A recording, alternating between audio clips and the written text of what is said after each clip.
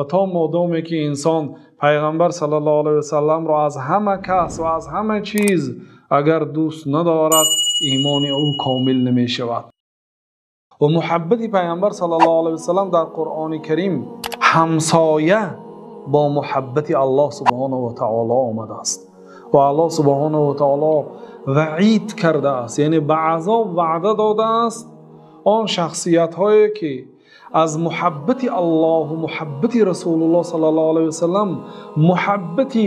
مال و ملک و خویشاوندان که محبت طبیعی هست، طبیعتا انسان این چیزها را دوست می دارد، اگر از محبت پیامبر صلی الله علیه و سلم اولاد داند، الله سبحانه و تعالی آنها را به عذاب وعده کرده است. الله تعالی در سوره توبه به پیامبر صلی الله علیه و سلم خطاب کرده میگوید: قل ان کان آباؤکم و ابناؤکم و اخوانکم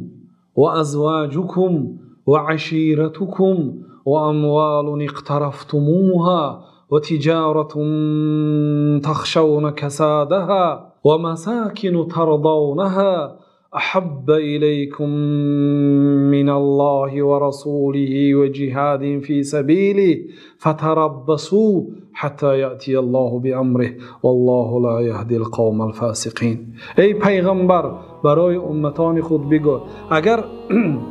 پدرهای شما و پسرهای شما و برادران شما و همسران شما و آن خویشاوندان شما و آن مالهایی که آن را کسب کردید و آن تجارتی که از کساد آن خوف و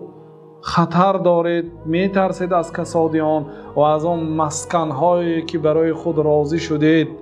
اگر آنها احب الیکم من الله و رسوله، برای شما محبوبتر از الله و محبوبتر از محبت رسول الله صلی الله علیه و سلم و از جهادی در راه الله باشد، پس شما منتظر باشید. منتظری چی باشند؟ منتظری عذاب باشند. فتربصوا، مفسرها میگویند که امر فتربصوا امر تهدید است، یعنی الله تعالی تهدید میکند که اگر مادامی که این مال و ملک دنیای و پدر و مادر و فرزندان و زن و خویشاوندان شما برای شما از الله و رسول محبوب تر باشد،